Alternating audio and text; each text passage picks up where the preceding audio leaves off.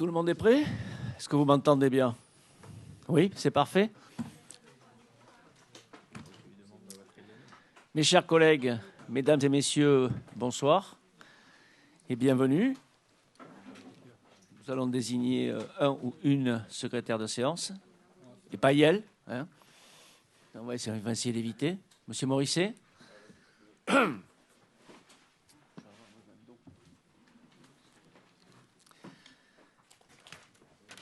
Je vais commencer par les procurations. Madame Chêne-Ribéraud à Monsieur Perrondet, Monsieur Bertrand et Madame Hoffmann, à Madame Hoffmann, Madame Fuster à Monsieur Cazenave, à Monsieur Pélisser, à Madame Fritsch, Madame Vigneron à Monsieur Morisset et Madame Escola à Madame Marza.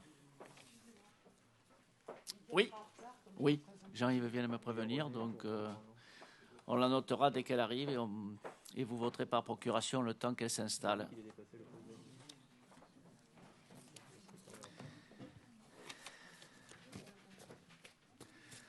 Donc, 13 points aujourd'hui à l'ordre du jour, mais avant de démarrer et de valider le procès verbal et d'observer les décisions du maire, s'il vous plaît. Vous avez trouvé sur la table l'agenda 2022 sur le thème de toutes les mobilités. Donc vous aurez le temps de le feuilleter après la réunion et rester concentré sur l'ordre du jour. Vous annoncez aussi depuis 17h30 la fermeture du centre de vaccination.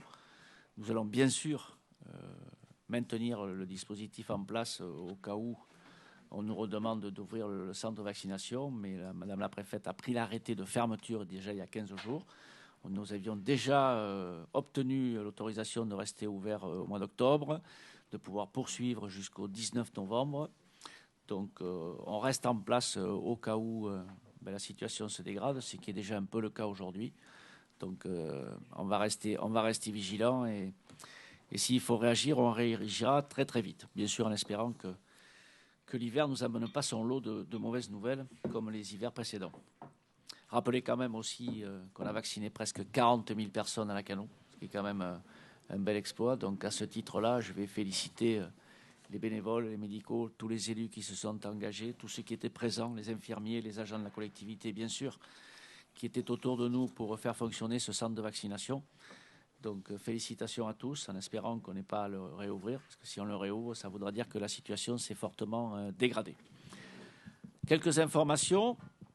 Vous avez aussi observé sur le projet du Moutchik une décision du tribunal qui a annulé l'autorisation de défrichement, donc faire savoir aussi que la ville va s'associer aux porteurs de projets pour faire appel de cette décision et que nous continuons déjà à travailler sur ce dossier fort pour la ville qui amènera, et je le répète, pas dire une mini-clinique, mais un pôle de santé avec un centre de radiologie, des spécialistes, mais aussi une extension d'EHPAD, plus un centre de vie aidant aidé. Donc ce projet-là, pour nous, correspond en tout point à ce qui est décrit par écrit aussi dans le document du SCOT et le plan local d'urbanisme.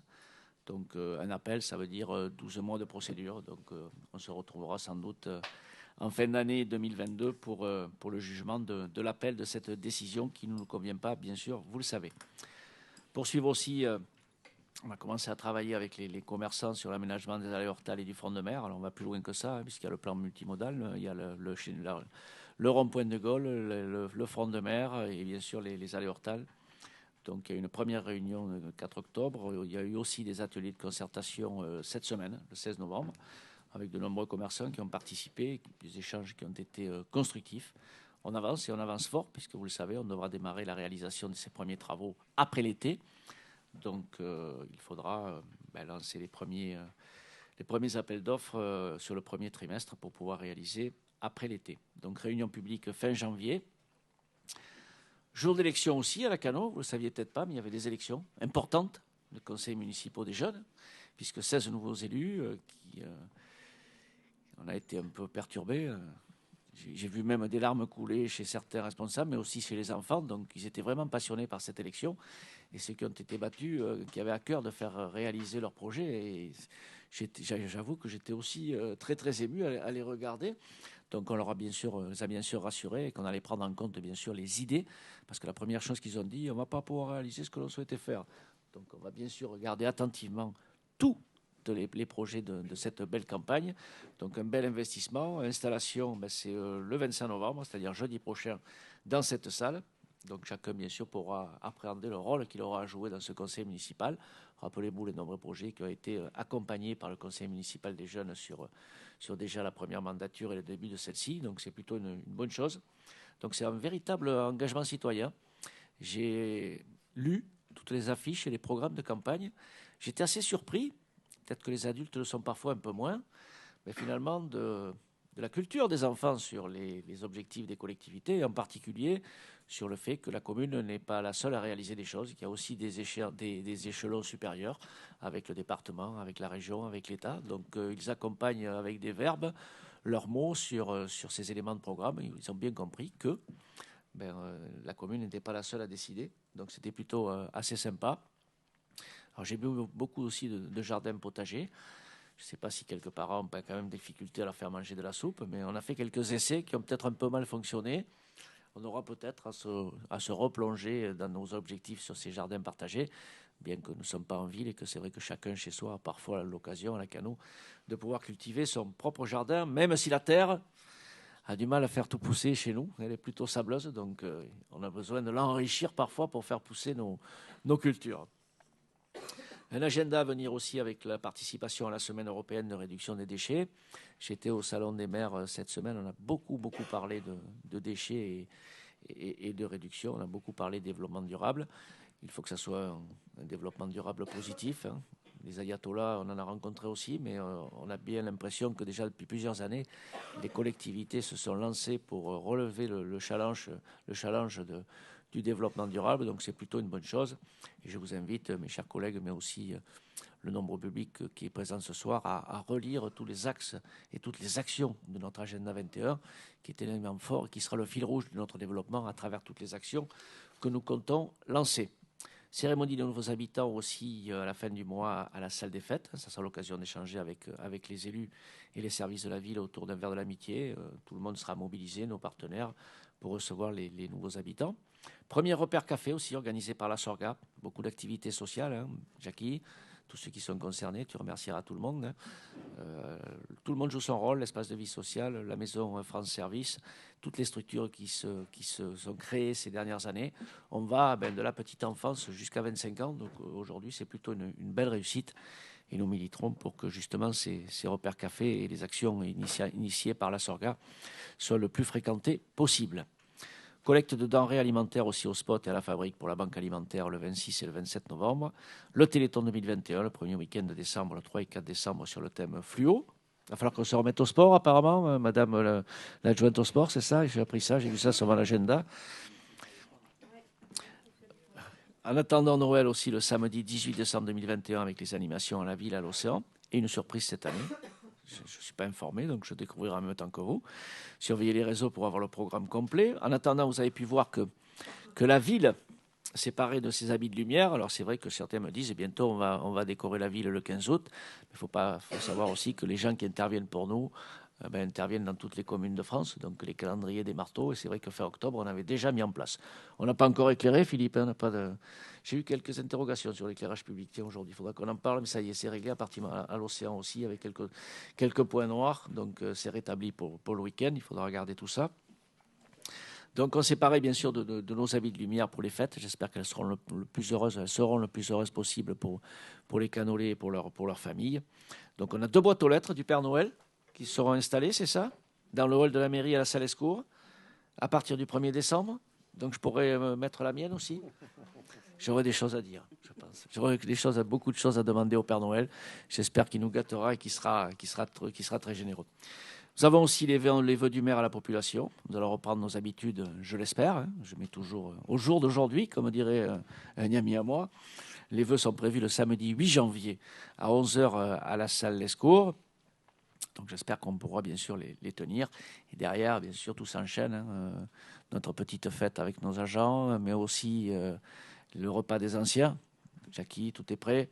J'ai vu ça, j'ai validé certaines choses. Bon, j'espère qu'on pourra réaliser.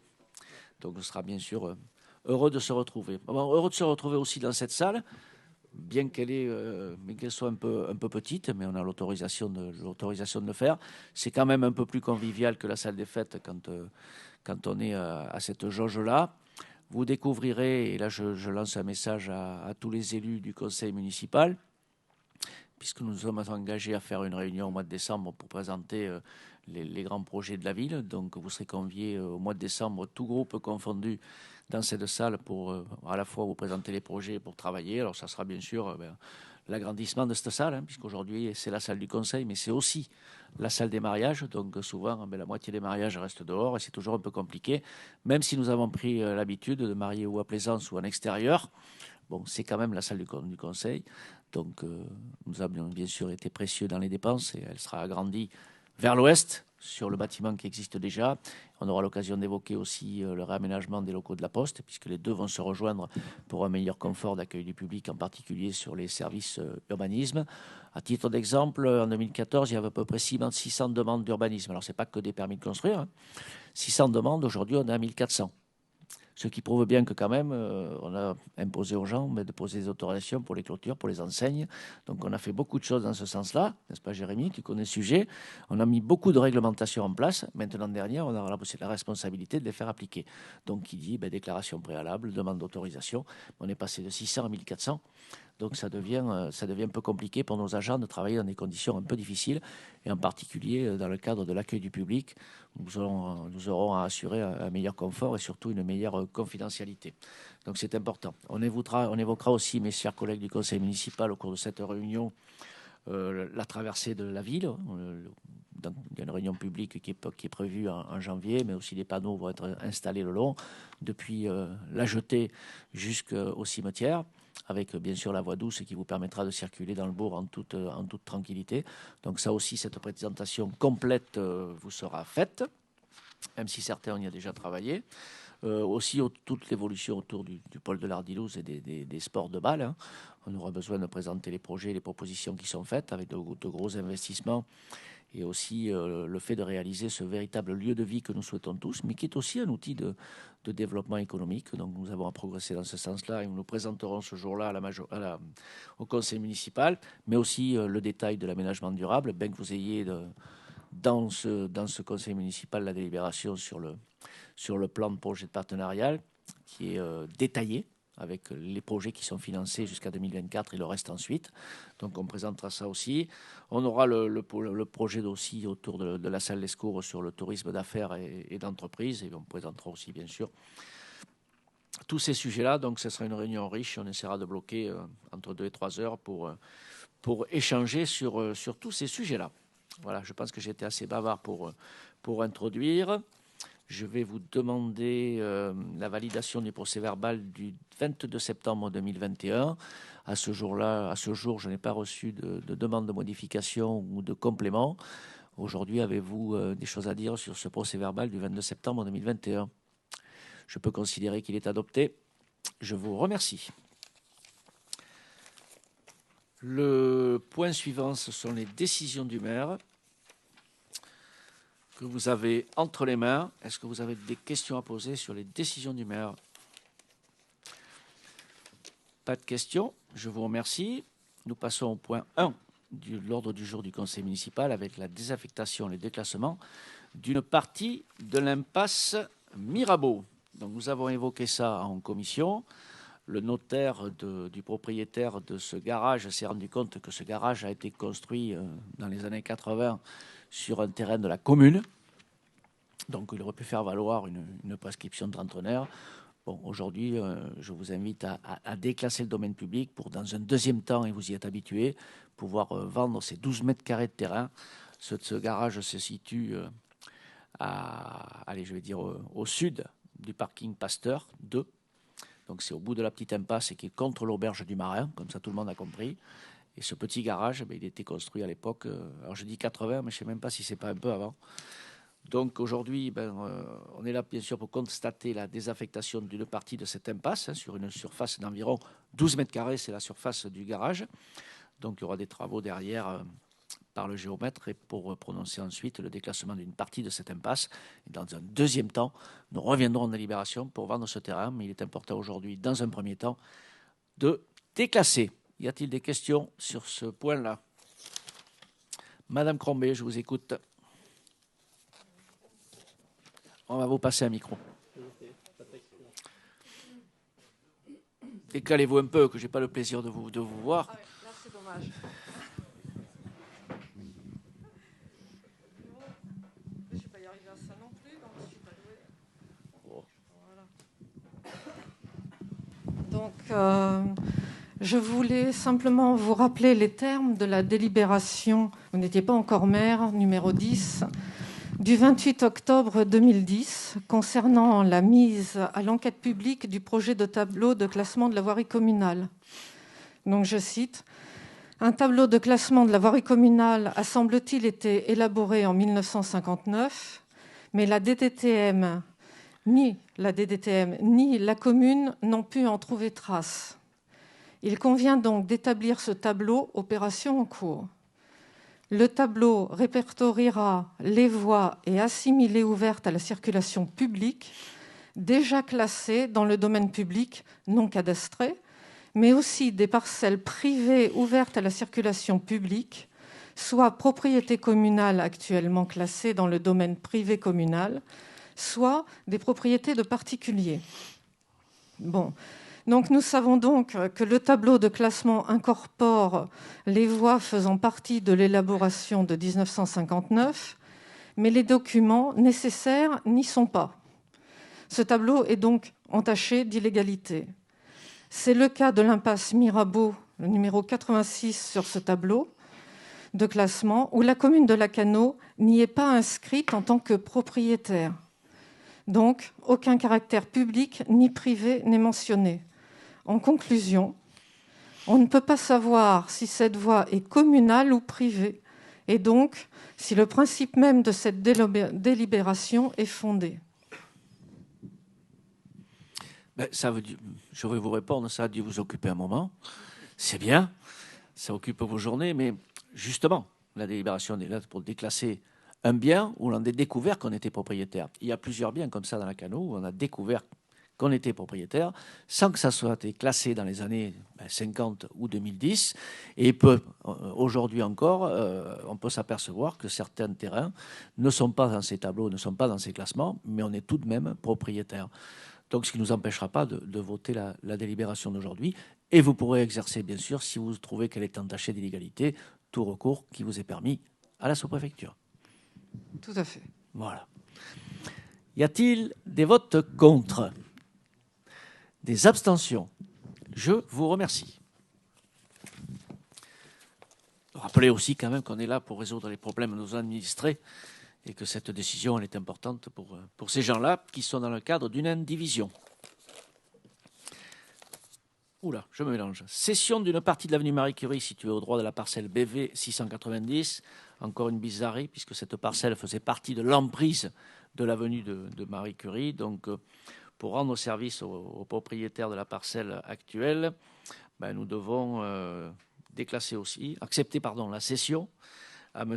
Marc Aubry, ou toute personne morale qui se substituerait à lui et dont il garderait le contrôle de la parcelle privée commune. Pourquoi ? Parce que pour garder l'alignement des propriétaires privés sur l'année de Curie, il y a une petite encoche devant la propriété de ce monsieur. Donc pour garder cet alignement-là, dont il nous a fait la proposition, on lui a accordé...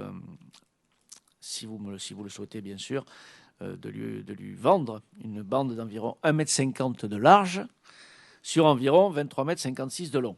Donc je vérifierai bien quand même qu'elle soit dans les documents de 1959 ou de 2010.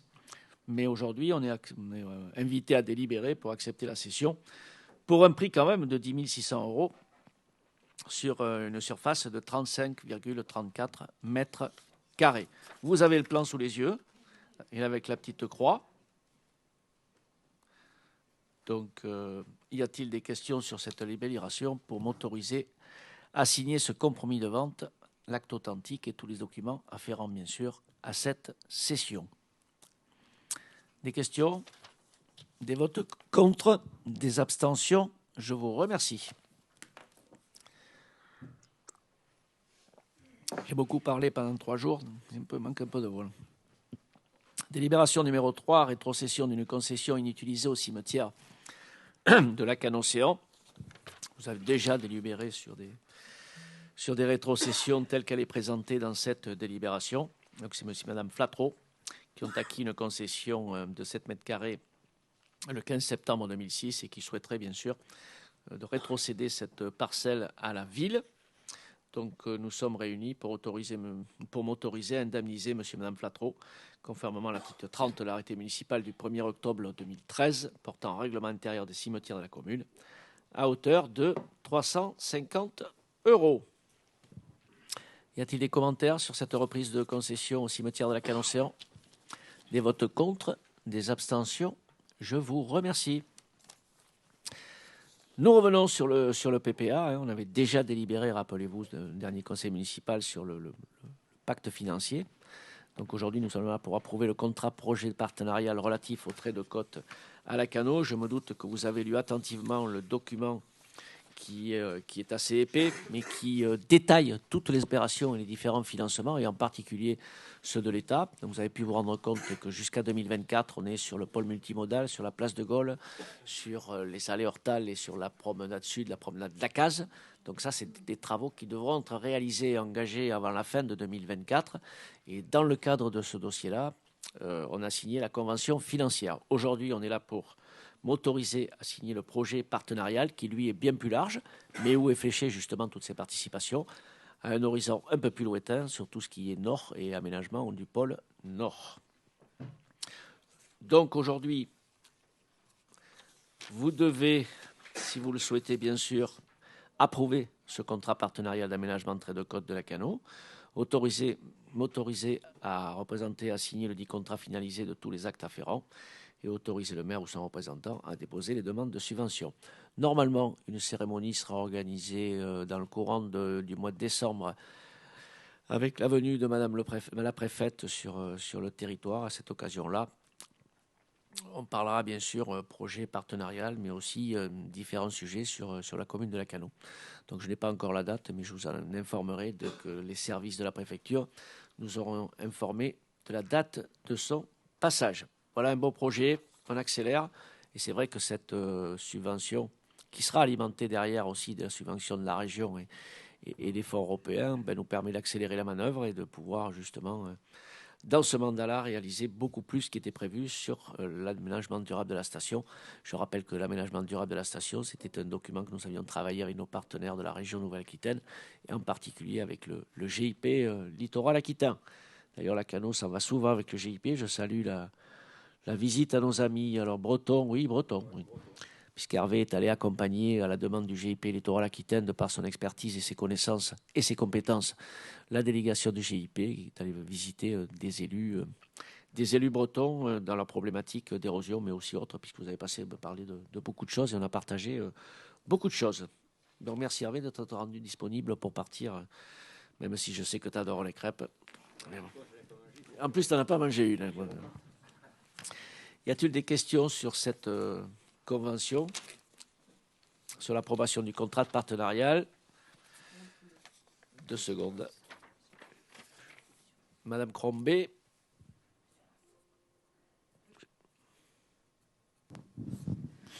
Donc, par rapport à la délibération numéro 8 du Conseil de 22 septembre dernier, il y a 2 nouvelles actions qui figurent. La réalisation et le suivi des travaux du front de mer nord pour 6 millions d'euros, probablement le balcon, et les travaux de relocalisation de la maison de la Glisse et du poste de secours central pour 1,5 million. Sur quelle base ces travaux ont-ils été estimés? Et de plus, dans cette délibération ne figure pas, comme cela était le cas dans la délibération du 22 septembre, le plan de financement. Pourriez-vous le communiquer? Monsieur Mas.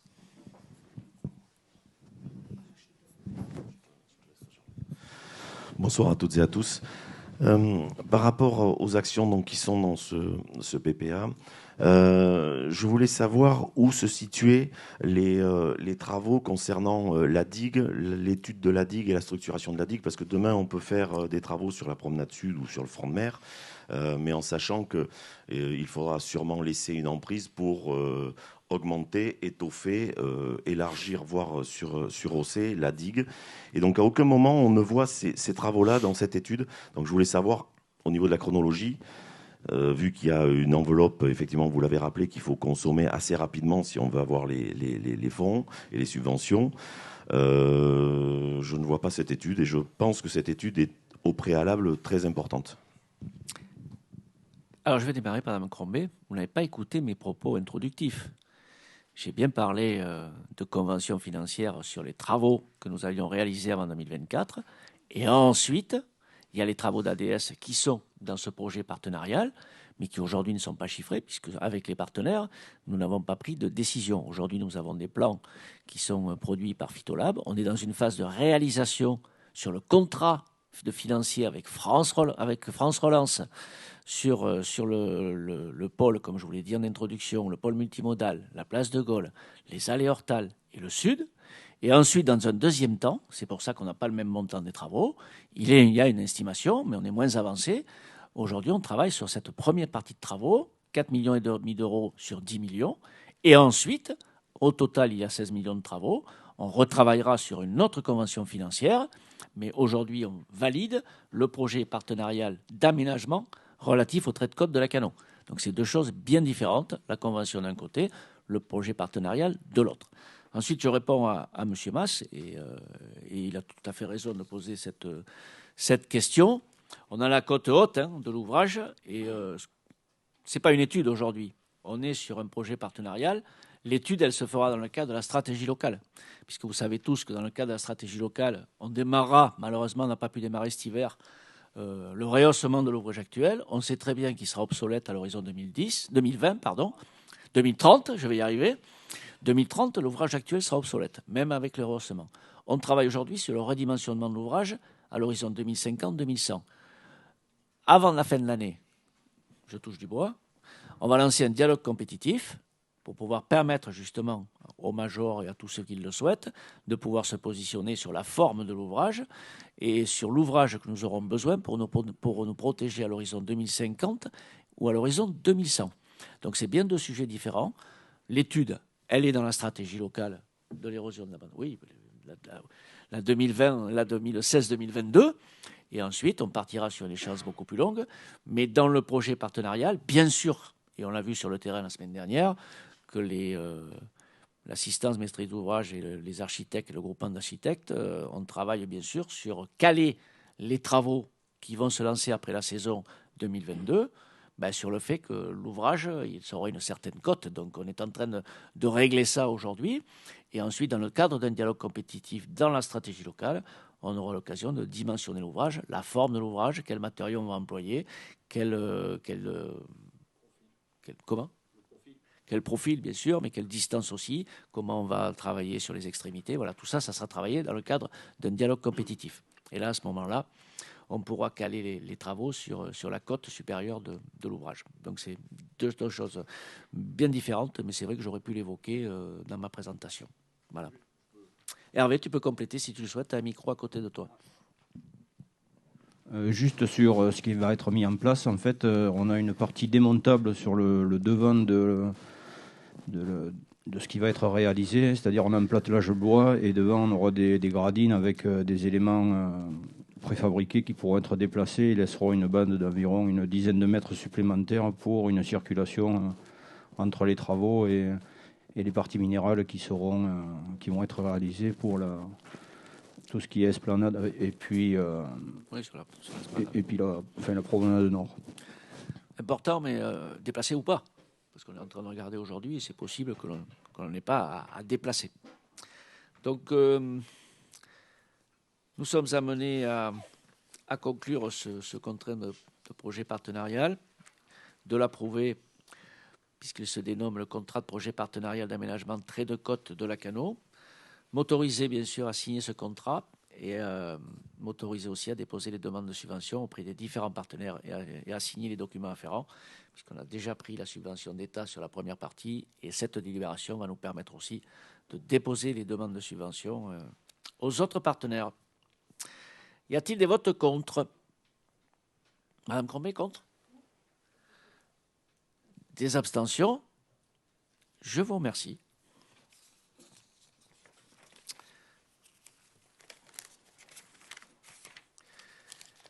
Délibération numéro 5, modification des statuts de la communauté de communes Médoc-Atlantique. C'est une modification à la marge. Vous avez sûrement pris connaissance de cette modification. Elle porte sur la suppression de la notion de compétences optionnelles et l'insertion de la nouvelle rédaction législative. Donc c'est la sous-préfecture et la préfecture qui nous ont demandé de modifier à la marge nos statuts.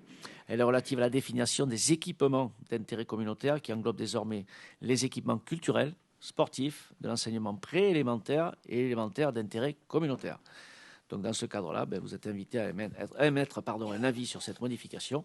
Je rappelle que la délibération a déjà été prise en conseil communautaire, mais que nous devons bien sûr délibérer pour la valider.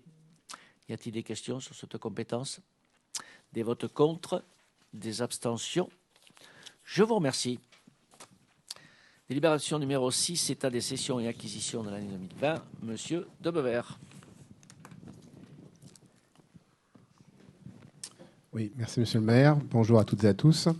Donc effectivement, première délibération financière ce soir. C'est une délibération classique puisqu'elle revient tous les ans à la même période. C'est l'état des cessions et des acquisitions déroulées durant l'année 2020, donc l'année écoulée. Donc voilà, vous en avez une liste exhaustive dans la délibération, comme chaque année, avec un certain nombre d'événements qu'on connaît tous, puisqu'ils ont tous fait l'objet au fil de l'année de délibérations spécifiques sur chacune de ces ventes ou acquisitions. Voilà, je vous remercie.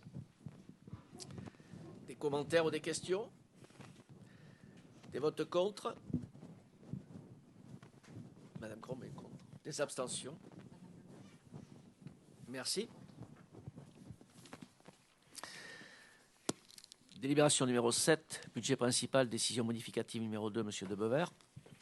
Oui, donc c'est effectivement notre décision modificative numéro 2 du budget principal, qui a donc été votée, comme vous le savez, en début d'année dernière. C'est une petite décision modificative au vu des montants. Ce sont des ajustements principalement liés à des évolutions sur certaines dépenses. La première concerne en fait la multiplication des procédures contentieuses que l'on connaît aujourd'hui et qui est d'ailleurs bien dommage.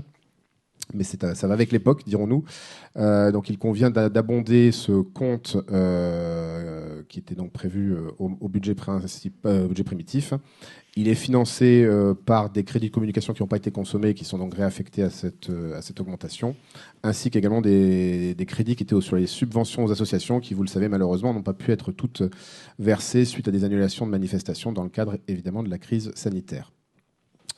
Autre ajustement, il s'agit d'une avance de 10 048 € qui avait été faite par l'État dans le cadre des dispositifs de compensation des pertes et recettes liées là aussi à l'épidémie. L'État a ensuite arrêté ses critères définitifs d'appréciation et il s'est trouvé qu'ils ont considéré probablement que nous n'avions pas assez perdu de recettes et donc ils nous demandent de rembourser cette avance de 10 048 €. Enfin, dernier élément, c'est, vous le savez, le service maintenant de surveillance des plages, qui, vous le savez, n'est plus une compétence en tant que telle de la communauté de communes, mais une prestation, ce qui génère des flux dans les deux sens, puisqu'on paye une prestation, mais on récupère aussi en recettes, ce qui a d'ailleurs beaucoup, du coup, fait évoluer nos évolutions entre recettes et dépenses. C'est censé être à peu près neutre. Nous avions, au moment du budget primitif, plutôt vu une bonne nouvelle, puisque quelque part, la prestation était moins chère que ce que nous récupérions par ailleurs au niveau de l'attribution de compensation. C'était sans doute effectivement une trop bonne nouvelle, puisqu'il faut réajuster aujourd'hui de 48 000 €, ce qui va nous ramener à peu près à des flux neutres entre recettes et dépenses. Donc ces deux derniers ajustements sont financés par le poste appelé crédit pour dépenses imprévues. C'est précisément pour ce genre de choses qu'il est mis en place chaque début d'année. En investissement, de quelques évolutions, mais neutres là aussi, puisque c'est des changements d'affectation de lignes comptables entre en particulier en ce qui concerne les études et les travaux, puisqu'en fait les études, au fur et à mesure d'avancée des projets, peuvent changer de lignes budgétaires, en particulier sur les opérations de l'hôtel de ville qu'a évoqué le maire, et la voirie également, les investissements dans voirie qui sont aussi concernés par ce genre de choses. Bon, c'est de la technique budgétaire sans impact sur l'équilibre global, donc il n'y a pas tellement plus de choses à dire là-dessus. Voilà, je vous remercie. Je ne sais pas si vous avez des questions. Je ferai un petit commentaire avec Mme Crombé intervienne. On me repose toujours de souvent trop communiquer. Et je me suis fait avoir là, sur le budget communication. On réaffecte. Donc on n'a pas assez dépensé en communication. On est vertueux. Bon, très bien. Mme Crombé, vous avez la parole.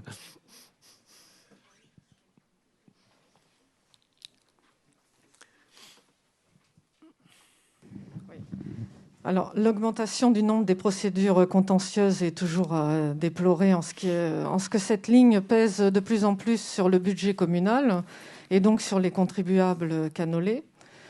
Cependant, il est regrettable de ne pas présenter cette évolution que sur le budget urbanisme.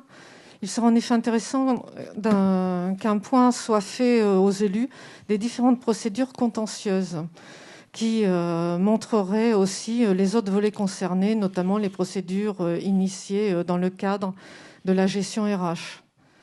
Cela permettrait également d'évaluer si cette tendance ressort de mauvais suivi par l'administration ou bien d'une systématisation de la part des requérants. En outre, dans le document en annexe de la présente délibération, le tableau investissement mentionne pour plus d'1 million d'euros d'études sans que les objets des différentes opérations n'y soient mentionnés. Merci de les communiquer à l'instar des autres lignes de ce tableau. Vous êtes très précieuse, mais heureusement qu'on défend nos contribuables, parce que c'est la moindre des choses. Moi, ce que je regrette aujourd'hui, c'est que, on ne va pas s'en plaindre, mais on a quand même quelques moyens. On est une commune qui peut se permettre d'aller au contentieux, mais aujourd'hui, vous avez des maires qui sont attaqués et qui pensent avoir raison et qui souhaiteraient engager des contentieux ou contre l'État ou contre des pétitionnaires, mais qui ne peuvent pas le faire. Donc ils baissent les bras et ils se couchent. Aujourd'hui, on n'est pas là pour se coucher, on est là pour défendre les intérêts des habitants de Lacanau. Quant à la transparence, Mme Crombé, pour ça, vous avez des comptes administratifs, vous avez un grand livre, donc vous ne gênez pas. Si vous avez du temps à perdre, venez les consulter, on vous les donnera. Mais la mairie, c'est la maison de verre, hein. Les documents publics, on les communique. Donc plongez-vous dans les comptes administratifs, ça vous fera passer d'excellentes après-midi. Et vous verrez que tout est noté ligne par ligne et dépense par dépense. Donc le contentieux, c'est quelque chose d'important, surtout à notre époque. Mais je ne peux pas laisser dire que finalement, les actions que nous engageons au contentieux soient payées par les canolés, effectivement, puisque c'est leurs impôts, mais il y a aussi des dotations.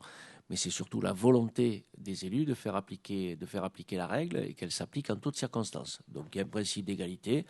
On défend la commune sur les sujets qui nous semblent bien sûr importants. Et quand les dossiers sont attaqués, le maire et son conseil municipal sont là pour répondre. Et c'est vrai que la période veut que, à chaque fois qu'il y a un permis de délivrer, le voisin demande la copie du permis de construire.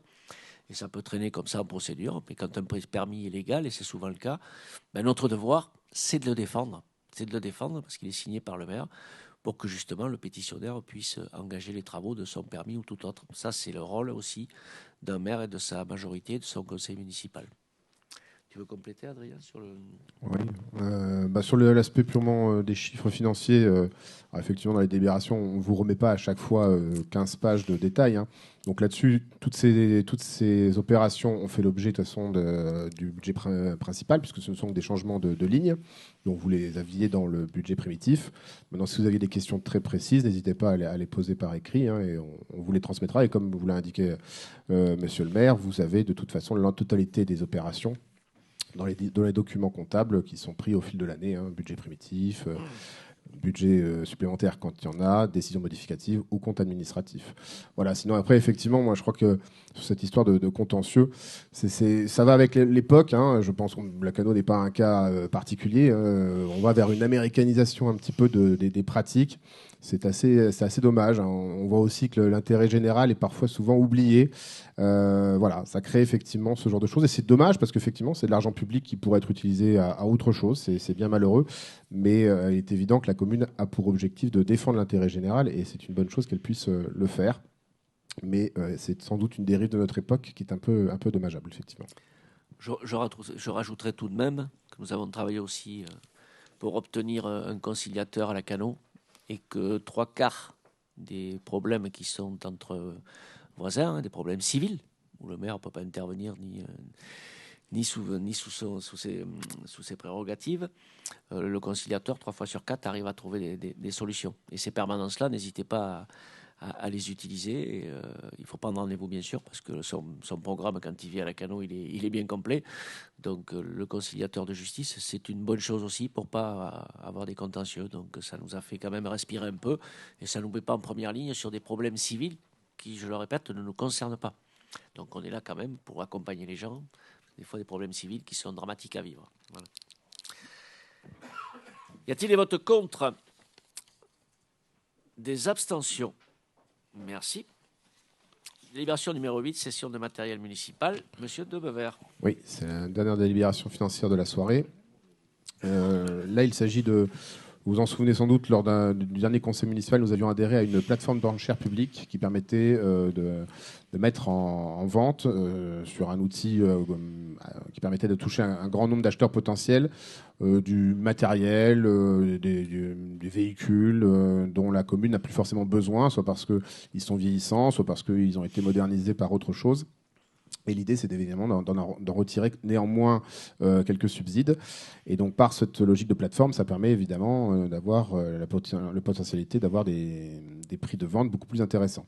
Et donc, les premiers exemples arrivent ce soir, donc avec un tracteur qui a été donc mis aux enchères sur cette plateforme et pour lequel la meilleure enchère se monte à 27 535 €. Donc, c'est bien au-delà de ce qu'on pouvait espérer. Donc, on est déjà très content là-dessus. Et une deuxième vente également qui concerne une remorque où la meilleure enchère est à 4 446 €. Donc, voilà, c'est un bon début pour cette plateforme qui confirme son intérêt. Je vous remercie. Je ne poserai pas la question pour ne pas vous fâcher un conseil sur quel budget seront affectées ces recettes, mais Alexia fait un Le peu. principal, bien sûr. Vous voyez, Mme Crombé, ça aussi, la transparence. Ben, c'est des genres de délibération, elles n'étaient pas prises en conseil. Et aujourd'hui, on les passe pour que justement la population et les élus soient informés de ces ventes-là et des montants de ces ventes. Ça évite quelques commentaires déplacés parfois. Y a-t-il des commentaires sur cette délibération? Y a-t-il des votes contre? Des abstentions? Je vous remercie. Délibération numéro 9, régime forestier. Avis sur le procès-verbal de reconnaissance établi par l'ONF en vue de l'application des régimes forestiers. Ça a été un des sujets majeurs du Salon des maires. Il y avait beaucoup de monde autour du stand de la Fédération des communes forestières. Il y avait une petite fête organisée hier matin pour ce qu'on a pu obtenir collectivement sur le fait qu'il n'y aurait pas de hausse sur la participation, mais qui nous ne satisfait pas parce que nous ne souhaitons pas participer à l'effort pour combler le trou de l'ONF. Donc, Madame Mackay, c'est votre sujet, c'est à vous. Bonsoir à tous. Donc, je vais être un petit peu longue. Donc, comme vous l'a dit Monsieur le maire, cette délibération concerne une nouvelle fois le régime forestier. Et je vais me permettre de lire la délibération, car je pense que pour que vous émettiez un avis, il faut que vous connaissiez tous les tenants et les aboutissants. Et également parce qu'il s'agit quasiment du courrier que nous avons adressé à Monsieur le ministre sur ce sujet. Vous avez d'ailleurs le courrier que l'on a adressé au ministre en pièce jointe. Donc, depuis l'année 2016, les services de l'État se sont engagés dans une politique de soumission des forêts communales de Gironde au régime forestier. Si, dans le principe, cette réglementation a pour ambition d'assurer une gestion durable et de prendre en compte l'intérêt économique, environnemental et social des forêts publiques concernées, dans les faits, la campagne de soumission engagée par les services de l'État depuis 2016 ne tient absolument pas compte des efforts et des moyens engagés par les communes.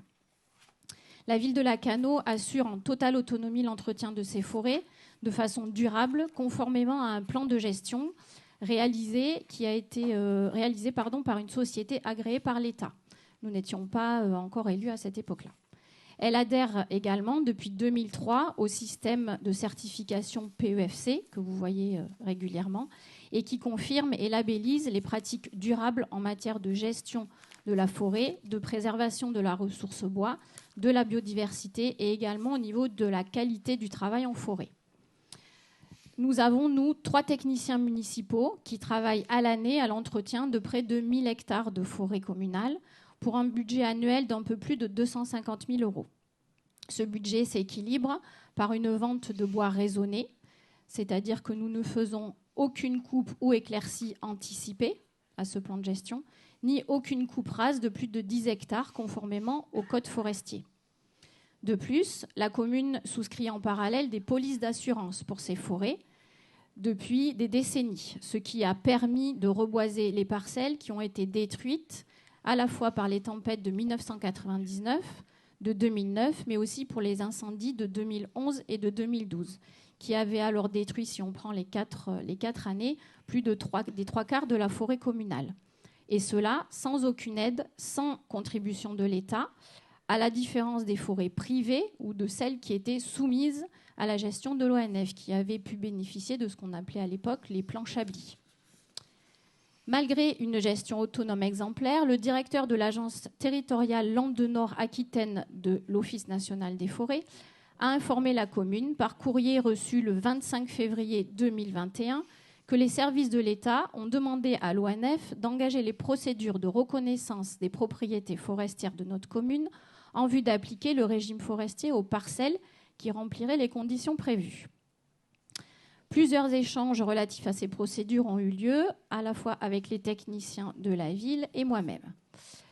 Suite à cela, le procès-verbal de reconnaissance a officiellement été présenté à la commune par l'ONF le 8 septembre dernier. La commune, représentée par moi-même, a refusé de signer le document précité.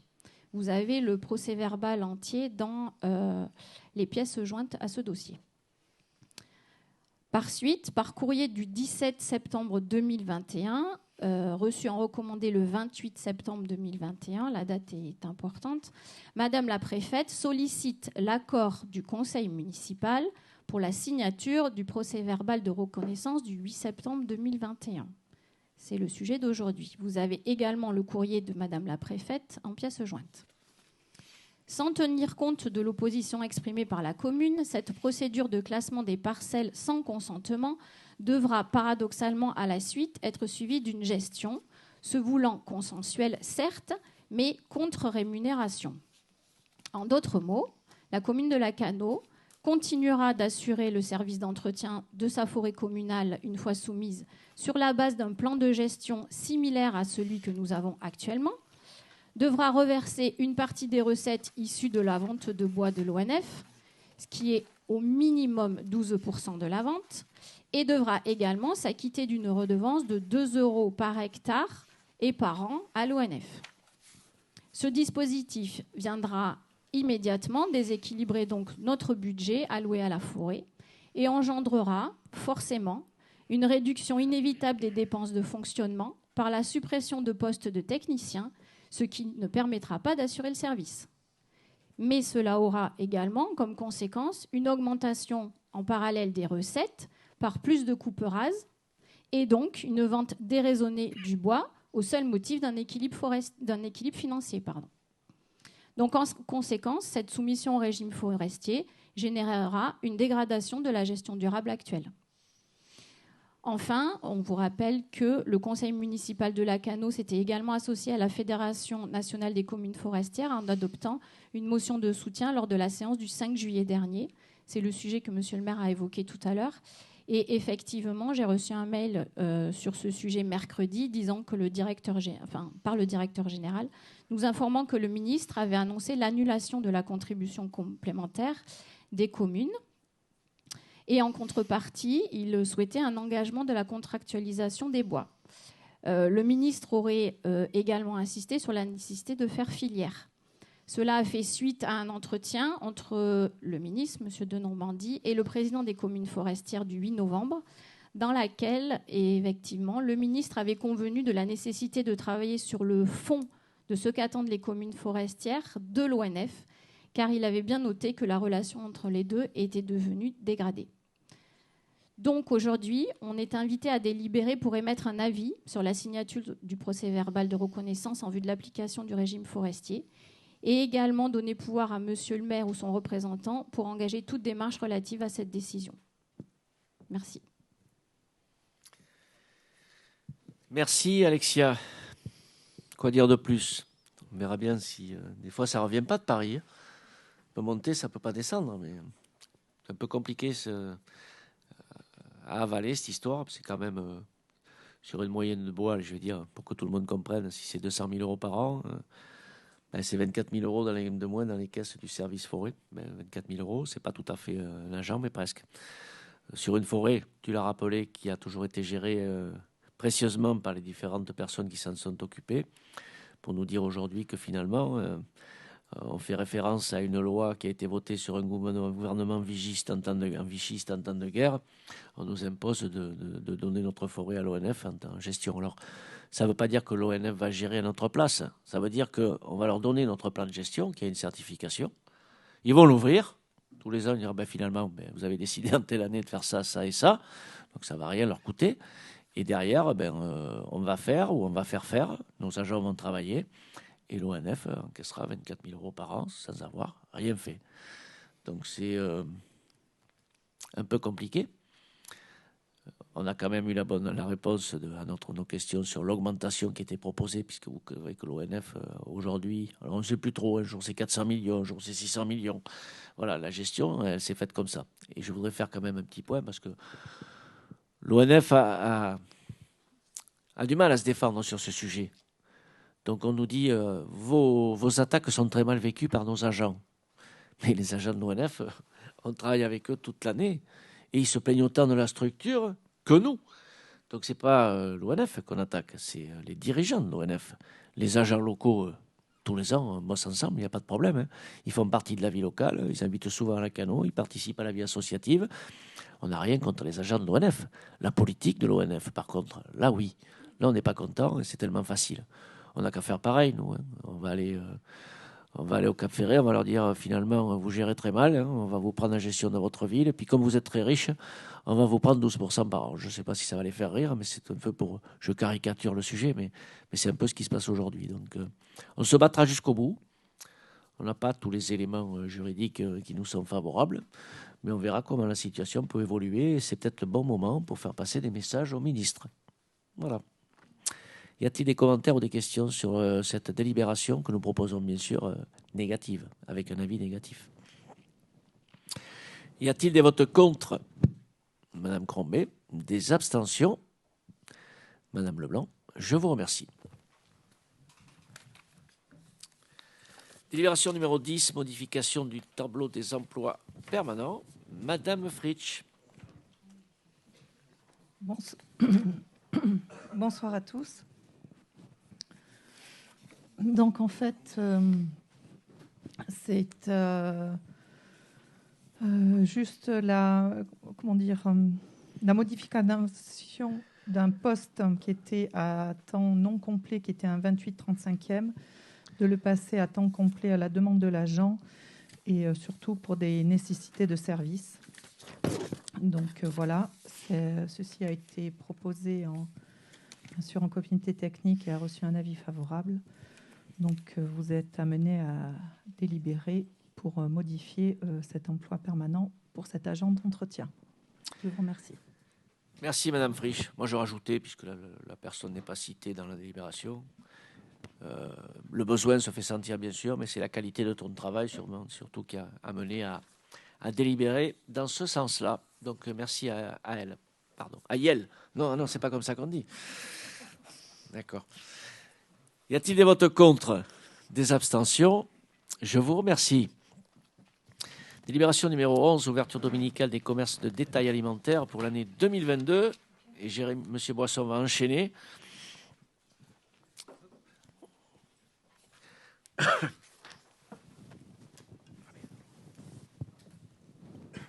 J'ai pas assez fumé aujourd'hui. Bonsoir à toutes et à tous. Alors, cette délibération, c'est une délibération qu'on voit tous les ans maintenant depuis 2016, ou fin 2015, pardon. Donc elle concerne l'application de la loi 2015-990 du 6 août 2015 pour la croissance, l'activité et l'égalité des chances économiques, et qui a modifié la législation relative à l'ouverture des commerces le dimanche à partir de 13h, notamment en ce qui concerne les dérogations accordées par les maires aux établissements de détail. Donc, en fait, cette délibération, elle fait suite à une consultation des différents commerces qui sont impactés, enfin qui sont concernés, pardon. Vous avez le commerce Super U de la Canoville qui demande donc l'ouverture de 8 dimanches, les 10, 17, 24 et 31 juillet, les 7, 14, 21 et 28 août, ainsi que le U-Express de la Canocéan, 7 dimanches pour les 10, 17, 24, 31 juillet et les 7, 14 et 21 août. Donc, considérant ces deux demandes et considérant que les organisations d'employeurs et de travailleurs ont été régulièrement consultées et que le principe de volontariat du personnel sera respecté, considérant l'avis de la commission urbanisme, développement durable et développement économique rendu lors de sa réunion du 10 novembre 2021, le conseil municipal de la commune de Lacanau est invité à délibérer pour émettre un avis favorable sur l'ouverture exceptionnelle pour l'année 2022 des commerces de détail alimentaires où le repos a lieu normalement le dimanche et dont la surface de vente est supérieure à 400 m², avec les contreparties prévues du Code du travail pour les salariés concernés sur décision du maire prise par arrêté municipal. Donc pour les dimanches 10, 17, 24 et 31 juillet, et 7, 14, 21 et 28 août, et dire que conformément aux dispositions des articles du Code de justice administrative concerné, la présente délibération peut faire l'objet d'un recours en annulation devant le tribunal administratif de Bordeaux dans un délai de 2 mois à compter de sa publication. Merci, Monsieur Boisson. Alors, nous confirmons l'avis de la communauté de communes, puisque c'est elle qui détient la compétence de développement économique. Donc, on émet un avis, mais c'est celui de la CDC qui prime. Y a-t-il des commentaires ou des questions sur ces demandes? Des votes contre? Des abstentions? Merci. Délibération numéro 12, contrat de délégation de service public des jeux de casino, modification du contrat en cours d'exécution numéro 4. Monsieur Alors, Boisson. Là également, c'est une délibération qu'on avait déjà prise l'année dernière. Un peu plus près. Ouais. Pardon. Que l'on avait déjà prise l'année dernière. Donc qui fait suite évidemment au contexte particulier de la Covid. Donc par arrêté du 15 mars 2020 portant diverses mesures relatives à la propagation du virus Covid-19, les établissements dits non indispensables à la vie de la nation ont été fermés et n'ont pu accueillir de public jusqu'au 11 mai 2020. La période de fermeture initiale ayant été prolongée en date du 14 avril, les casinos n'ont pu ouvrir à nouveau qu'à compter du 2 juin 2020. Donc déjà, ils avaient été fortement impactés en 2020. Cette réouverture n'a cependant pu être mise en œuvre qu'avec des restrictions en termes de capacité d'accueil, avec la mise en place de jauges permettant de respecter les règles de distanciation physique.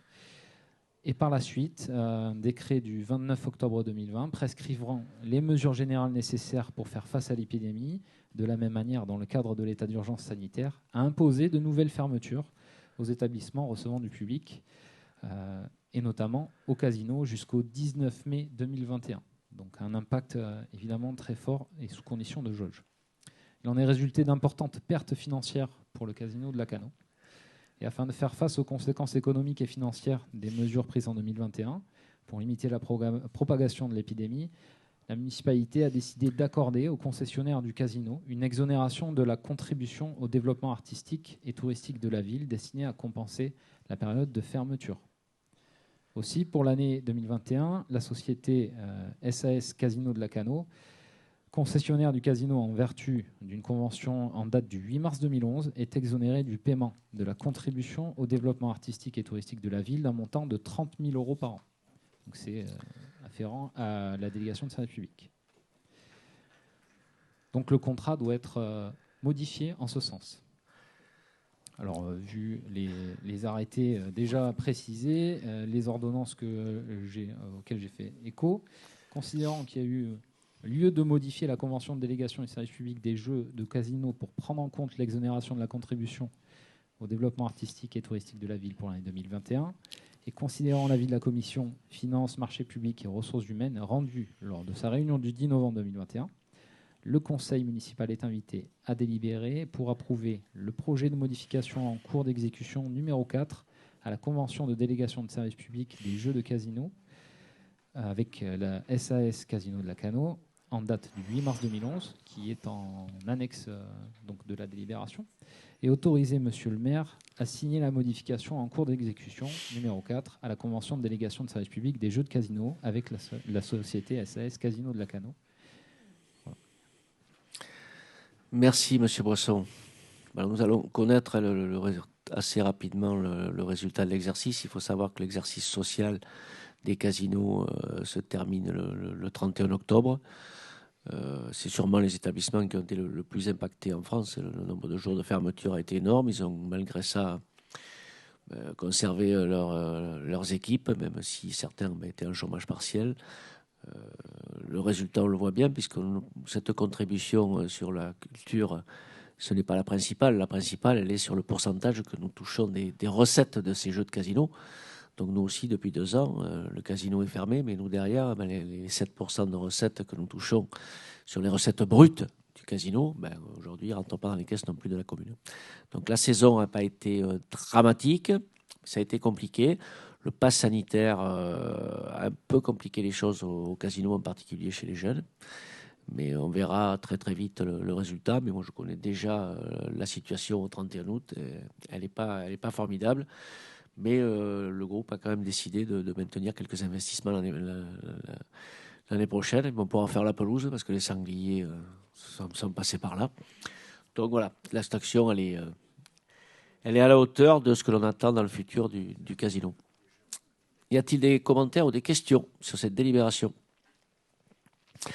Des votes contre? Des abstentions? Je vous remercie. Délibération suivante, concession de services publics pour la gestion des multi-accueils de la Cano, choix du mode de gestion. Monsieur Boisson. Alors, la politique petite enfance, jeunesse est un axe fort du projet municipal de la ville de la Cano. L'objectif de la ville vise à permettre aux familles de pouvoir concilier vie professionnelle et vie familiale et de proposer aux enfants des accueils de qualité dans le cadre de projets pédagogiques autour de la sécurité, du respect et de l'apprentissage de l'autonomie. L'offre de services petite enfance sur le territoire communal s'articule autour de 48 places d'accueil collectif, d'un relais d'assistance maternelle et d'un guichet unique petite enfance.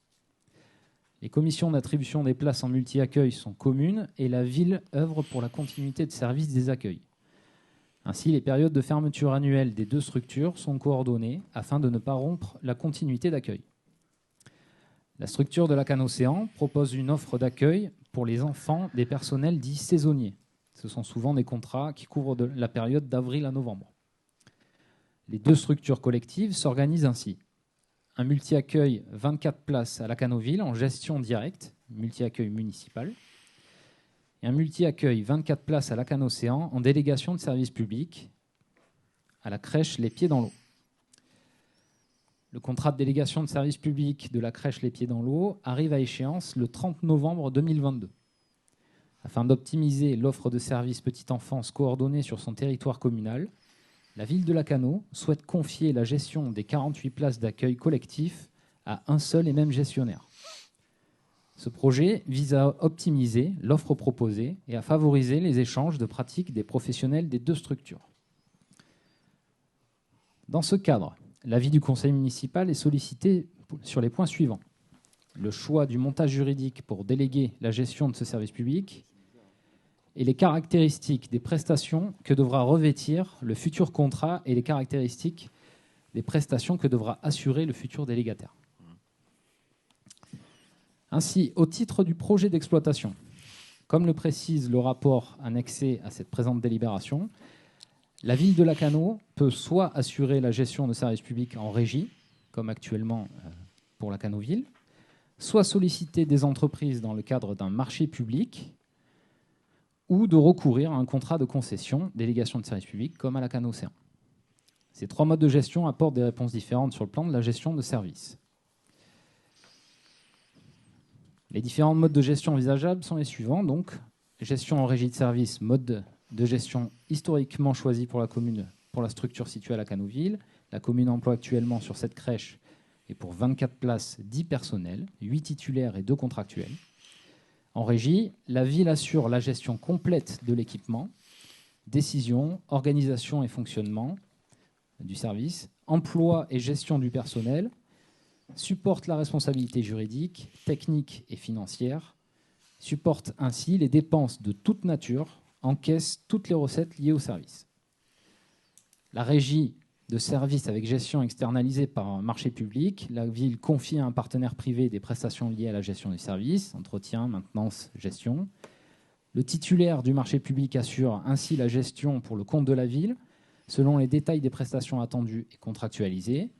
La rédaction et la précision du cahier des charges sont essentielles pour éviter les zones d'ombre et les sources de conflit. La rémunération du titulaire est indépendante des résultats et de la qualité du service. Il collecte puis reverse les recettes perçues auprès des familles. Les aléas d'exploitation sont directement supportés par la commune. La gestion en concession, délégation de service public, la ville confie à un partenaire privé, donc le concessionnaire, la gestion du service public en transférant à celui-ci le risque lié à l'exploitation du service, un risque technique lié au quotidien de l'exploitation, à l'organisation et fonctionnement du service, au fonctionnement, à l'entretien et au renouvellement des équipements, à la relation et à la satisfaction des familles, et un risque financier lié à la fréquentation, aux évolutions de charges et dépenses d'exploitation. La ville, après mise en concurrence et négociation, bénéficie des moyens techniques et du savoir-faire d'un partenaire et met en place un protocole de contrôle et de suivi du service attendu. La ville valide notamment les principes de fonctionnement, le projet pédagogique, le règlement intérieur, la gestion des admissions, attribution des places, la tarification. Pour cela, la rédaction et la précision du cahier des charges de concession sont essentielles. La rémunération du concessionnaire provient des recettes perçues auprès des usagers et de la CAF, et éventuellement d'une subvention forfaitaire d'exploitation par la ville, en fonction des obligations du service public mises à la charge du concessionnaire. La structure des pieds dans l'eau à l'océan est actuellement gérée dans le cadre d'un contrat de délégation de service public, comme je l'ai déjà dit, dont l'échéance est prévue au 30 novembre 2020. 10 personnes y sont employées. Donc c'est la même taille de structure que pour la Canoville. Le comité technique a été consulté pour avis sur le sujet lors de sa séance du 3 novembre 2021. Du 10 novembre, oui, pardon. Après une étude attentive des différents modes de gestion des crèches, il est proposé de faire le choix de la délégation de service public pour la gestion de la structure de la ville et pour celle de l'océan, pour les motifs suivants.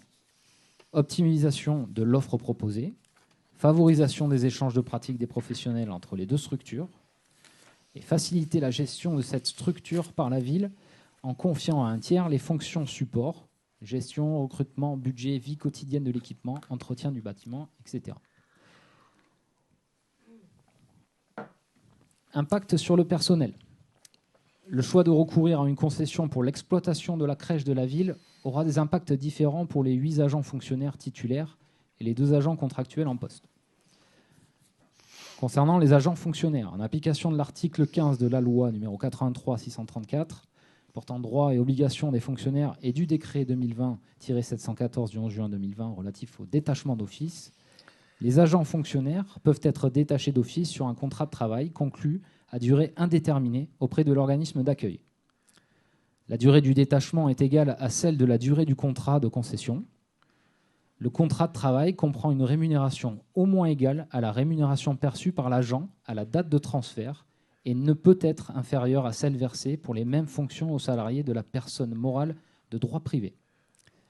Les services accomplis en détachement dans l'organisme d'accueil sont assimilés à des services effectifs dans le cadre d'emploi dont relève l'agent. En cas de renouvellement du contrat ou de conclusion d'un nouveau contrat de concession, le détachement du fonctionnaire est renouvelé d'office. À tout moment, le fonctionnaire peut solliciter sa radiation des cadres et obtenir le versement d'une indemnité ou une fin de détachement dans le cas d'une mutation. Cependant, comme l'indique clairement l'article 76 de la loi du 6 août 2019, le détachement d'office, en cas d'externalisation des services, est une possibilité laissée à la libre disposition de l'autorité territoriale. Concernant les agents contractuels, le statut des agents contractuels communaux est régi par le décret 88-145 du 15 février 88 relatif aux agents contractuels de droit public de la fonction publique territoriale. Dans le cadre de la concession, c'est l'article L1224-3-1 du Code du travail qui s'applique. Aussi, le contrat proposé reprend les clauses substantielles du contrat dont les agents sont titulaires, en particulier celles qui concernent la rémunération. En cas de refus des agents d'accepter le contrat proposé, leur contrat prend fin de plein droit. La personne morale ou l'organisme qui reprend l'activité applique les dispositions de droit public relatives aux agents licenciés. Chaque agent fonctionnaire ou contractuel sera reçu individuellement par la direction des ressources humaines afin d'étudier sa situation. En ce qui concerne les personnels de la crèche de l'Océan, le nouveau concessionnaire devra reprendre les personnels dans les conditions fixées par les articles L1224-1 et suivants du Code du travail. Le calendrier proposé du projet, il est prévu le lancement de la consultation pour le contrat de délégation de service public début 2022. La durée de la consultation est estimée à environ 1 an. L'élaboration du cahier des charges et son strict suivi seront déterminants pour la bonne gestion de ce service public délégué. Il faudra que les exigences de qualité et de service soient explicitement présentées et que des moyens pour assurer le contrôle de gestion soient mis en œuvre afin d'assurer les obligations suivantes. Respect des exigences éducatives, qualité de l'accueil des enfants, accompagnement et formation des agents de la structure, échange avec les usagers du service, accueil et écoute des parents, participation à tous les échanges avec les autres structures municipales et associatives, suivi budgétaire, bilan d'occupation de la structure, transmission des bilans CAF et PMI, suivi du patrimoine, respect des obligations de l'ERP municipal et entretien pluriannuel. Tous ces éléments sont déjà, par exemple, pris en compte dans le cadre du contrat de délégation de service public avec la crèche de l'Océan. Caractéristique essentielle du contrat de concession envisagé. Le contrat envisagé sera conclu pour une durée de 5 ans à compter du 1er janvier 2023. Il portera sur la gestion et l'exploitation de 2 multi-accueils de 24 berceaux chacun. Il indiquera précisément les horaires et jours d'accueil des enfants pour que le gestionnaire puisse faire valider son règlement de fonctionnement par les services de la protection maternelle infantile du département et par la caisse d'allocation familiale de la Gironde. Le concessionnaire aura notamment la charge de la gestion administrative et financière du service, la planification de l'accueil et l'accueil des jeunes enfants, de la recherche de financement, de la fourniture des repas et goûters, de l'entretien courant et de la maintenance préventive, ainsi que le renouvellement d'un certain nombre de matériels et mobilier. Il versera une redevance d'occupation du domaine public à la ville de Lacanau, en contrepartie de la mise à disposition des équipements par la ville. Le risque d'exploitation sera entièrement transféré au futur concessionnaire. Le concessionnaire sera tenu d'assurer la reprise du personnel, ainsi que de recruter et gérer le personnel permettant d'assurer la gestion du multi-accueil dans le respect de la réglementation en vigueur. Le concessionnaire se rémunérera par la perception des recettes des usagers. Il aura la charge de la facturation aux usagers sur la base des tarifs applicables selon le barème CNAF en vigueur. Les subventions des partenaires financeurs ainsi que le versement par la ville de Lacanau d'une compensation pour obligation de service public. Il ne sera pas exigé de constitution d'une société dédiée par le concessionnaire. De son côté, la ville de Lacanau assurera notamment l'attribution des places en accueil régulier, les obligations du propriétaire sur le bâtiment, gros entretien et renouvellement, ainsi que le contrôle de l'exécution du contrat. Ce pouvoir de contrôle s'effectuera notamment par la remise d'un rapport annuel par le concessionnaire, ainsi que par la possibilité d'application de pénalités qui seront décrites dans le contrat de concession. Ce rapport que l'on voit évidemment tous les ans pour la crèche de Lacanau. Il est donc proposé de recourir à une concession de service public pour la gestion et l'exploitation des multi-accueils de la ville et de l'océan, représentant 48 places, pour une durée de 5 ans, conformément à l'article L1411-4 du Code général des collectivités territoriales. Alors, considérant qu'il est proposé d'adopter le principe d'une gestion déléguée par la voie d'une concession de service, délégation de service public de type affermage, à une entreprise spécialisée pour l'exploitation et la gestion des multi-accueils de la ville et de l'océan, pour une durée maximale de 5 ans, au vu du rapport de principe annexé à la délibération. Considérant l'avis du comité technique en date du 10 novembre 2021, considérant l'avis de la commission finances, marché public et ressources humaines rendu lors de sa réunion du 10 novembre 2021, le conseil municipal de la commune de Lacanau est invité à délibérer pour approuver le principe de recours à la délégation de service public pour la gestion et l'exploitation des multi-accueils de la ville et de l'océan dans le cadre d'une concession de service public pour une durée de 5 ans. Approuver les caractéristiques principales des prestations que devra assurer le délégataire telles que définies dans le rapport de présentation annexé à la présente délibération, étant entendu qu'il appartiendra ultérieurement au maire d'en négocier les conditions précises conformément aux dispositions des articles L1411-1 et suivants du Code général des collectivités territoriales. Et enfin, autoriser Monsieur le maire à engager une procédure de concession de services et à lancer l'avis d'appel public à la concurrence tel que défini par l'ordonnance 2016-65 du 29 janvier 2016 et au décret 2016-86 du 1er février 2016 relatif au contrat de concession, qui conduira à la désignation de l'exploitant des multi-accueils de la ville et de l'océan.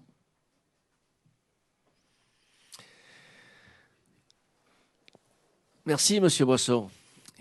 Cette délibération méritait une présentation complète, donc il était normal de prendre le temps et d'énumérer justement les causes de ce choix que nous avons à faire ce soir. Donc, y a-t-il des commentaires ou des questions sur ce sujet? Madame Leblanc, je vous écoute. Alors j'avoue ne pas bien comprendre comment un tel projet peut être envisagé, puisque nous savons bien que la qualité d'accueil de la crèche municipale n'a jamais été un sujet. Au contraire, il s'agit d'un point fort pour notre commune. De plus, ce n'est pas la gestion des agents qui pose un problème, puisqu'aucun absentéisme n'est à déplorer, ce qui aurait pu être un argument dans le cadre du rapport du choix de mode de gestion.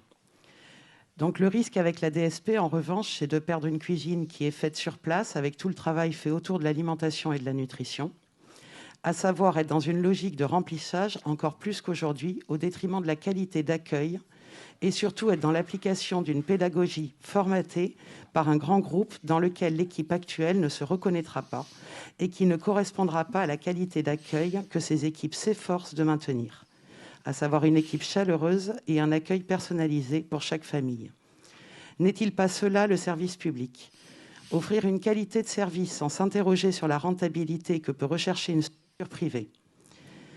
Que l'on envisage une DSP dans le cadre d'un casino ou d'un cinéma peut s'entendre, car ce n'est pas le cœur des compétences d'une commune et cela se défend d'un point de vue de l'intérêt général. Mais de la détruire un service public qualitatif pour la population et de surcroît quand cela touche à nos enfants, on peut s'interroger sur la vision que la majorité souhaite offrir aux familles canolaises. Monsieur Mas.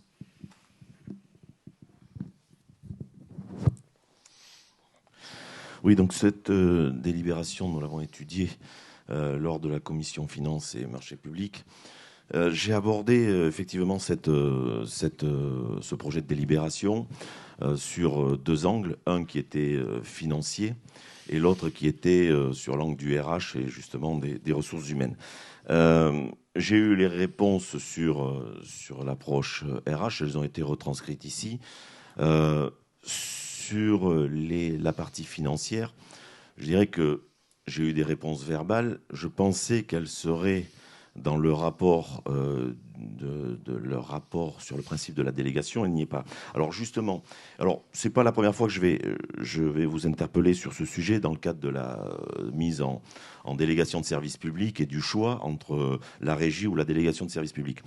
La dernière DSP sur lequel j'avais demandé un contrôle et une analyse, c'était sur le mobilier urbain. On m'avait dit on n'en a pas d'analyse parce qu'on n'en a pas, c'est tout nouveau, et ainsi de suite. Bon, il y a une délégation qui s'est faite. Là, aujourd'hui, par rapport à ce qui vient d'être dit, on a un retour d'expérience. Cette crèche a 16 ans.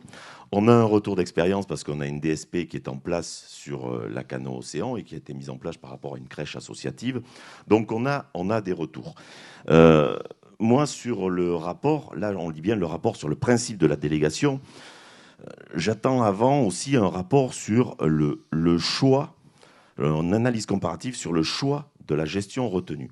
Donc, on a une partie dans votre rapport sur incidence du recours de la régie directe, avantages, inconvénients, incidence du recours au marché de prestations, avantages, inconvénients, incidence du recours à la concession, avantages, inconvénients. Dans le cadre d'une DSP sur l'enfance, sur l'accueil, je pense qu'il y a plusieurs critères qui doivent être pris en ligne de compte, qui sont des critères sur la qualité du service proposé. Et je pense que là, tous autour de la table, on est assez favorable sur la qualité du service. On a un critère sur une approche technique, on a un critère sur l'approche économique et financière. Et là, Monsieur de Bévert, effectivement, vous m'avez donné un certain nombre de chiffres. Et moi, le premier, je vous ai dit, tiens, ça semble favorable, mais je ne les ai pas, ces chiffres. Donc, je pensais réellement les avoir aujourd'hui pour pouvoir se positionner plus fermement et plus fortement. On ne les a pas. Donc, moi, je vous comprendrai que j'aimerais avoir ce rapport comparatif du mode de gestion avec un certain nombre de critères plus qualitatifs associés à la multi-enfance et vraiment la DSP d'une crèche, on va dire. Par rapport à votre choix politique d'associer les deux organismes et d'avoir un choix aussi sur du développement durable, sur un critère développement durable. Qu'est-ce qui va être mis en place? On a un agenda 21 sur la collectivité. On ne sait pas, avantages, inconvénients. La collectivité travaille sur l'agenda 21 depuis un certain temps, donc c'est peut-être la collectivité qui a des avantages contrairement à un privé. Sur l'approche prix, sur les familles, le résultat final sera effectivement une approche aussi financière pour la collectivité, une approche financière pour les administrés, les familles qui prennent, qui utilisent la crèche, et surtout l'accueil et la qualité du service rendu à nos bambins. Voilà. Personnellement, je reconnais que j'ai fait partie... j'ai eu un enfant qui a eu la chance d'aller à cette crèche dès son ouverture, dès son premier mois d'ouverture. On connaît la qualité. Ce bambin a grandi. Donc, effectivement, permettez-nous d'avoir, pour le moment, quelques interrogations. Ça manque, je pense, de corps dans ce rapport et je vous demanderai plutôt d'abonder ce rapport. Ça ne veut pas dire que c'est peut-être un mauvais choix. Ça ne veut pas dire que c'est le meilleur choix ou le bon choix. Mais ce rapport reste... pour moi, un peu en souffrance d'un certain nombre de données. Merci, mesdames, messieurs. Je ne ferai pas beaucoup de commentaires, mais j'ai l'habitude de regarder quand même pas mal de rapports. Et les crèches et les structures de multi-accueil sont en général les mieux surveillées, que ce soit par les instances du département ou par les instances de la caisse d'allocation familiale. Quand je regarde ces rapports, ni sur l'une ni sur l'autre ne laisse apparaître des carences. Ensuite... Non, mais je sais les lire, les rapports, quand même. Donc, il ne faut pas... Ensuite, je reviens sur le... Je me vois mal, dans une délégation de service public, dans un cahier des charges, glisser le fait qu'il y ait de l'absentéisme. Ça, je ne l'ai jamais vu. Hein. Donc, même s'il y en avait eu, je pense que là, quand même, vous qui connaissez un peu l'affaire publique, aller mettre dans une DSP, qu'on va choisir une délégation de service public parce qu'il y a de l'absentéisme sur une structure, ça n'existe pas. Quant à l'alimentation, tout est contrôlé aussi par la commune, que ce soit l'association ou la structure publique. L'attribution d'ECPAS, c'est pareil. Donc aujourd'hui, la volonté de la commune, c'est de s'élever. Et je suis persuadé que ceux qui choisiront de rester dans cette crèche multi-accueil municipale, d'ici quelques temps, mesureront les bienfaits de pouvoir travailler ensemble. Parce que je reviens aussi sur l'aspect soi-disant machine à fric des crèches. On est sur un système... Il peut y en avoir d'autres qui sont privés, qui sont là pour gagner du pognon, avec d'autres tarifs. Aujourd'hui, la structure qui gère le multi-accueil à laquelle on séance, c'est une structure associative, donc elle n'est pas là non plus pour se remplir les poches, et à échelle humaine, 8 crèches. Et quand je regarde les rapports à la fois du département et de la CAF, me laisse à penser qu'ils font bien leur travail dans un certain état d'esprit. On n'est pas en train de leur mettre un pistolet sur la tempe tous les matins en leur disant qu'il faut faire rentrer du pognon. C'est pas ça le système. Alors aujourd'hui, je ne peux pas m'engager sur le fait qu'on va garder une structure associative. Mais vous pensez bien que ça va être un des critères les plus importants et que dans ce cadre-là, ces échanges de pratiques, de projets vont amener à évoluer. Et je suis persuadé que d'ici quelques temps, on aura des retours qui nous disent finalement d'avoir cette structure 48 berceaux sur la Cano est une chose intéressante qui pourra permettre justement un meilleur développement de nos enfants. Je ne dis pas que les personnels de la ville ont mal travaillé, mais je ne veux pas qu'on se défende en disant que là-bas, ils sont mauvais. Ça, ce n'est pas vrai. Donc, on a remercié, moi je les remercie, les personnels du multi-accueil. Je les remercie pour le travail qu'elles ont fait. Maintenant, le choix que nous allons faire aujourd'hui, c'est de pouvoir monter en gamme. Et je suis persuadé qu'avec ce système de délégation de service public, et nous essaierons de faire le bon choix. On ne sera pas des machines à fric sur nos crèches, il n'en est pas question. Donc, c'est les réponses que nous pouvons amener aujourd'hui. Voilà. Donc, aujourd'hui, ce choix, il doit être fait c'est un choix de bon sens qui va nous permettre de mutualiser certains moyens et de pouvoir avoir des projets qui soient beaucoup plus qualitatifs à une échelle où, oui, sûrement, qu'entre personnel des 2 crèches, il peut y avoir de la flexibilité, on peut remplacer plus facilement, c'est peut-être plus facile au niveau des RH. Aujourd'hui, le choix que nous faisons, il est pensé, réfléchi, et il n'a pas uniquement qu'une incidence financière. Ça, je tiens à le préciser. D'autres commentaires ? Monsieur Boisson. Je peux peut-être apporter quelques précisions quant aux chiffres qui avaient été annoncés et évoqués lors de la commission finances. Donc c'est vraiment là on parle effectivement que des chiffres. La décision n'est pas prise uniquement sur cet aspect-là. Mais par exemple, pour expliquer un petit peu l'écart qu'il peut y avoir entre les 2 crèches, c'est l'indicateur sur les dépenses nettes vis-à-vis de la collectivité, donc ce que ça coûte à la collectivité. En régie directe, donc pour la Canoville, ça coûte 109 000 € à la collectivité.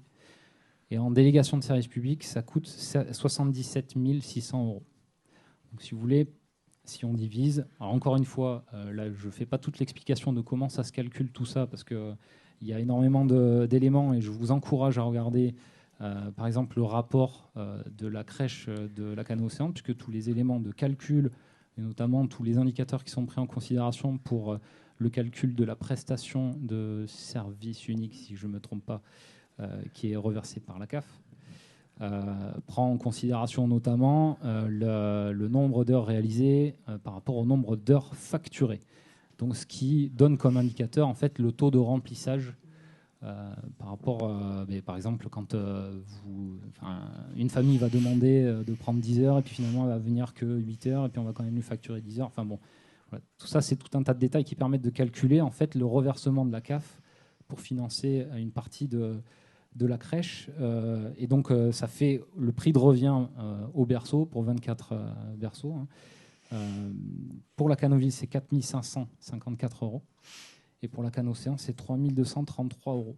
Donc c'est un élément chiffré qu'il faut prendre en considération de toute façon. Mais qui n'est pas l'élément majeur. Et puis dans notre politique, il faut que vous sachiez aussi qu'on voit un peu plus loin. Et que quand on gagne en habitant, on a besoin de services supplémentaires. Et on aura besoin toujours de pouvoir investir ou le faire porter l'investissement, de pouvoir augmenter le nombre de berceaux, d'accompagner aussi les aides de garde à domicile. Donc on ne va pas rester à ces 2 projets, d'autres sont en cours et on y regarde attentivement. Nous allons procéder au vote. Y a-t-il des votes contre ? Y a-t-il des abstentions ? Je vous remercie. Donc nous allons reprendre, après la clôture de ce conseil municipal, nos bonnes habitudes, de boire un petit verre ensemble et de casser une petite croûte. Donc ça, c'est plutôt agréable. Je vous remercie pour votre participation et je vous souhaite à tous une excellente soirée.